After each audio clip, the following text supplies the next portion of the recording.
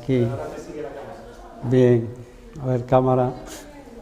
Bien, decía que parte de la presentación ya la habíamos comentado en la primera reunión que tuvimos de Bioagua.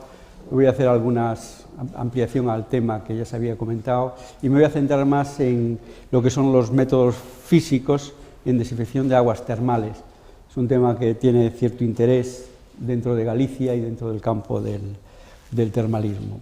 El objetivo, por lo tanto, de esta conferencia es evaluar los efectos fundamentalmente de ultrasonidos y radiación de microondas, aunque también se está aplicando mucho y de hecho hay más estudios de ultravioleta, en el crecimiento de diferentes bacterias patógenas, centrándonos en aguas termales y aguas mineromedicinales, ¿no? En primer lugar, decir que las aguas termales es un recurso terapéutico de gran valor añadido. Se está usando sobre todo con fines preventivos para la mejora del bienestar personal y hoy en día dentro de Galicia, ya que no está dentro del sistema de salud, es un recurso turístico dentro de lo que se llama turismo de salud y bienestar. La Comunidad Autónoma de Galicia es una de las comunidades que tiene mayor número de aguas mineromedicinales y por lo tanto de balnearios, y en los que se incluye también los centros de talaso como este. Este es un centro también que está dentro de lo que se considera como el termalismo. Constituyen el 20% de la total de oferta termal del Estado que tiene Galicia y están catalogados más de 300 manantiales, de los cuales actualmente se aprovechan más o menos en torno a 30 o 40. Para Galicia, en el último plan que tiene la Agencia de Turismo, lo considera un sector estratégico, igual que el Camino de Santiago, que la gastronomía, etc. Se busca la renovación de instalaciones y la modernización de las mismas, y el 70% de los balnearios tienen categoría de 4 o 5 estrellas. De hecho, aquí estamos en un centro que se considera termal, en este caso sí un centro de talaso, y es un centro de 4 estrellas. Actualmente se mueven en torno a 3.000 plazas en los 20 o 21 balnearios, 140.000 usuarios por año, 1.400 a 5.000 empleos y tiene una facturación aproximada de 80 millones de euros al año. Está regulado por distintas leyes, hay distintos tipos de aguas, pensad que todo el tema de aguas dependen de lo que es aprovechamiento minero, es decir, son recursos mineros, y por lo tanto la declaración de las mismas depende de ese tipo de leyes que tiene tanto la comunidad autónoma como el Estado. Un agua termal pues es aquella que surge con una temperatura superior en torno a 4 o 5 grados a lo que es la media del lugar donde se produce. Es decir, que el agua termal no tiene por qué estar caliente, tiene que estar por encima de la media. Hay momentos del año que la podemos notar fresca y sin embargo será agua termal si la temperatura media es mayor que la media del lugar en 4 grados. Por otra parte, también se están reguladas en la comunidad autónoma para declarar cuáles son aguas termales y tienen que cumplir unas condiciones que realmente, una de las condiciones que es la aplicación para usos terapéuticos. Bien, lo que sí es importante y lo que tienen las aguas termales es que la composición y el equilibrio físico-químico debe preservarse siempre con su integridad, si no pierden sus características para las cuales está fijado su uso. Y en muchos casos estas aguas se utilizan de forma colectiva, en piscinas. De hecho, aquí el agua de mar tiene una piscina de unas determinadas dimensiones y el problema es que todas las piscinas dentro de la legislación española tienen una regulación acerca del tratamiento que tiene que hacerse. El número de patógenos tiene que estar por debajo de un mínimo, sea el tipo de agua que sea, y eso lo tiene que cumplir. Entonces, por otra parte, aunque pues, las aguas mineromedicinales pueden tener, o el agua termal puede tener temperaturas elevadas, o pueden tener condiciones extremas, conocemos que hay muchísimos microorganismos que en estas condiciones extremas sí crecen igual. Y tenemos en aguas termales, dependiendo de sus características, se pueden encontrar microorganismos variados que requieren un tratamiento de las mismas. ¿Qué tipo de tratamientos se están haciendo en la mayor parte de los balnearios que tienen una piscina comunitaria? Pues mediante tratamientos químicos en muchos casos, pues compuestos clorados o otro tipo de compuestos que lo que sí hacen es alterar de alguna manera la composición de las mismas. Y entonces, de alguna manera, perdemos las características físico-químicas que tenía el agua de forma natural. La idea que proponemos aquí, que ya se está efectuando y hay algunos trabajos al respecto, es hacer uso de métodos físicos no invasivos, que no introduzcan ningún tipo de componente o compuesto químico añadido a la disolución. Y dentro de estos métodos, fundamentalmente basados tanto en ondas electromagnéticas como en ondas acústicas, tenemos tres métodos: los ultrasonidos, las microondas y el ultravioleta. Algunos de ellos ya se están aplicando, otros se empiezan a trabajar y a promover su uso. De hecho, nosotros estamos ahora proponiendo un proyecto en colaboración con Teresa Pérez Nieto, con el departamento, un proyecto de desinfección o de uso en este caso, ultrasonidos y microondas para tratamiento de desinfección no solo de agua, sino por debajo de la temperatura subletal, es decir, no utilizar las microondas para calentar por el efecto térmico, sino sin efecto térmico eliminar las bacterias. Bueno, de forma genérica, los ultrasonidos lo que son ondas de presión de una frecuencia que está por encima de los 20 kHz, ¿no? Tenemos una gama que va desde los 20 hasta 1 terahertz, pero el tratamiento que se suele usar está entre 20 y 60 o 80 kHz, es lo que se viene utilizando ahí con parámetros de desinfección. Las microondas pues están dentro del espectro después de lo que son las radiofrecuencias. También hay una serie de bandas desde 1 GHz o incluso menos, 500 MHz, hasta los 300 GHz pueden llegar, ¿no? En función de la frecuencia tenemos distintas bandas y se suele trabajar entre, pues eso, 1 GHz y 18 o 20 GHz, es lo que se suele utilizar para métodos de desinfección. Y también se está utilizando mucho, ya el ultravioleta ya se viene utilizando desde hace bastantes años, está en el espectro después del visible, tiene también varias bandas, los rayos, la banda A, el UVA, el B y el C. Sobre todo se utilizan el B y el C para desinfección, ya a longitudes de onda muy pequeñas, pues ya no se suele utilizar, ni muy grandes, ni el UVA, porque el UVA lo tenemos en la radiación solar, es parte de la radiación que penetra por la atmósfera.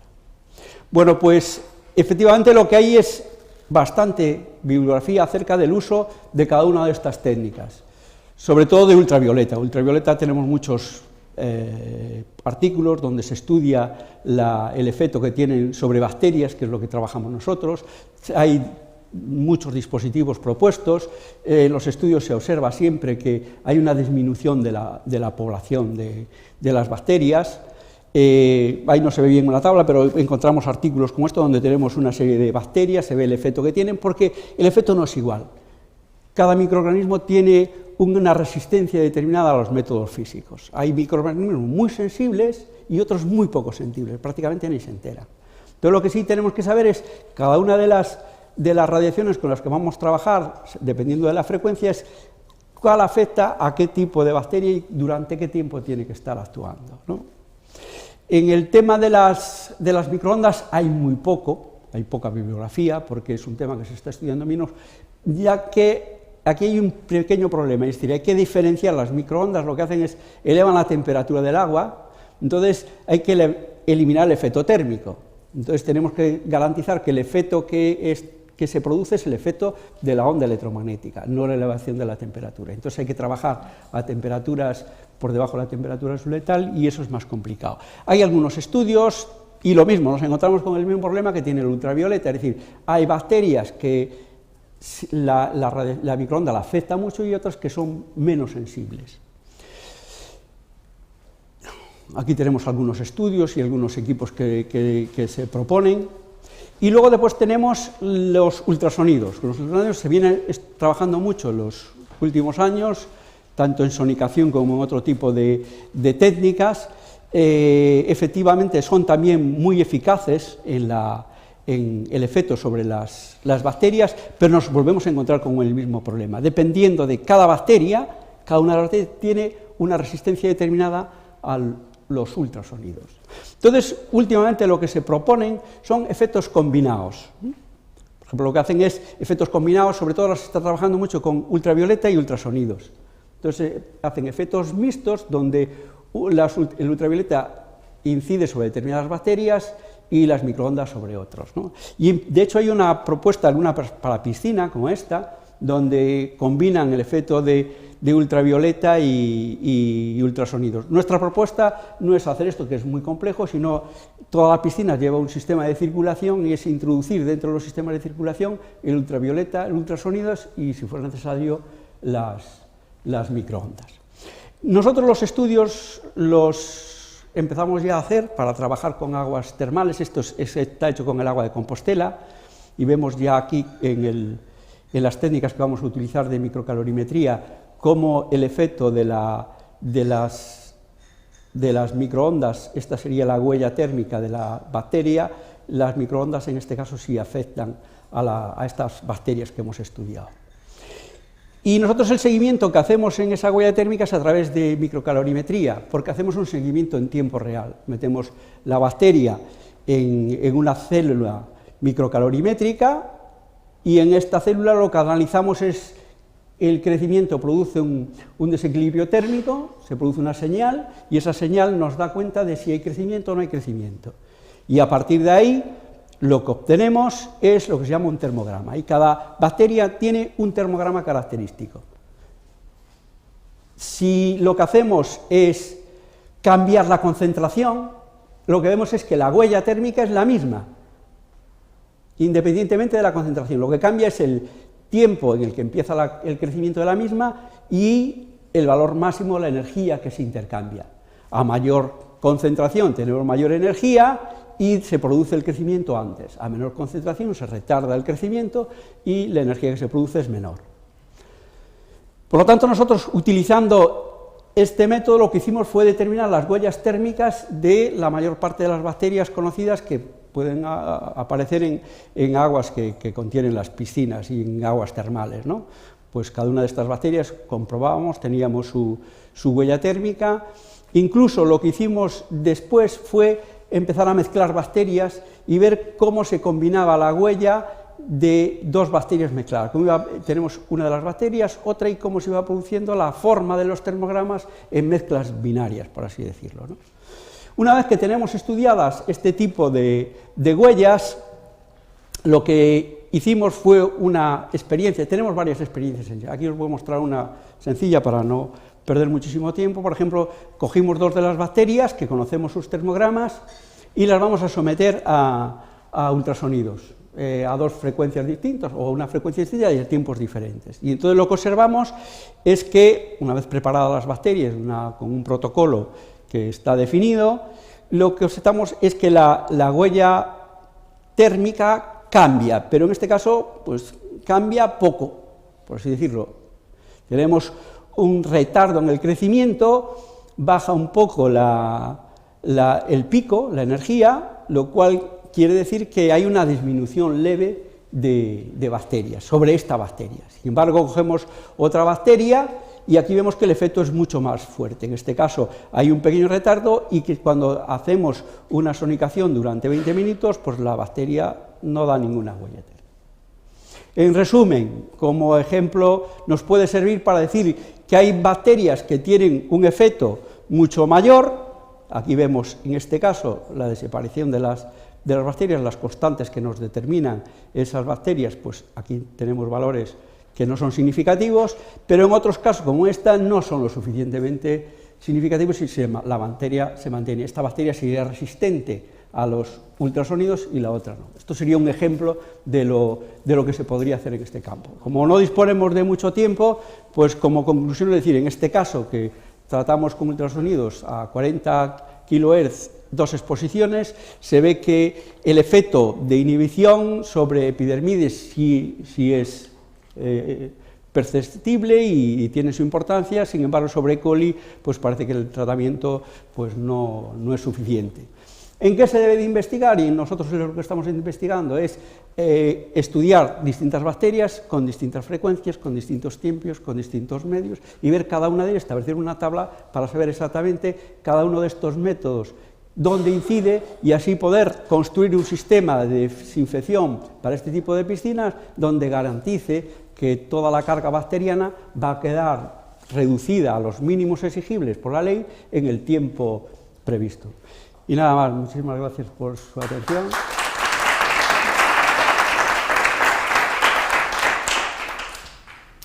¿Alguna pregunta? Sí. Sí. Muchas gracias por la presentación. Mira, dos preguntas de tipo práctico. Una, ¿cómo consigues en su momento? Porque si entendí bien, cuando trabajas en el microcalorímetro no estás en disolución, ¿verdad?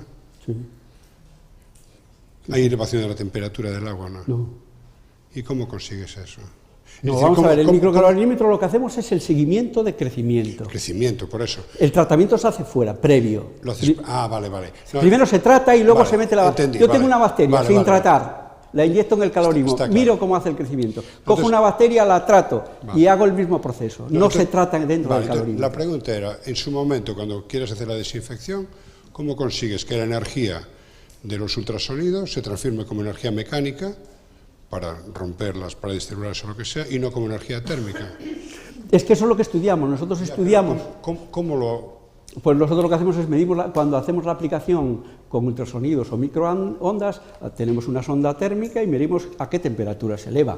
Entonces trabajamos en frecuencias y con el tiempo suficiente para que la temperatura esté por debajo de la temperatura letal de la bacteria. Si la bacteria resiste hasta 35, el tratamiento tiene que hacerse por debajo de 35. Si nos pasamos de 35, eso ya no vale, porque no sabemos si lo que la está matando es la temperatura o el ultrasonido o la microonda. Ya, pero de esa energía que tú aplicas, ¿cuánta va energía mecánica y cuánta energía térmica? Es muy difícil separarlo, pero al final... La de temperatura, ¿no? Bueno, pero a nivel de energía térmica, ¿dónde? Dentro del sistema, en el agua. Sí, en el agua podemos medir cuánto es la temperatura térmica que eleva, pero la mayor parte de la energía que se absorbe tanto por la parte de las moléculas como por parte de las bacterias.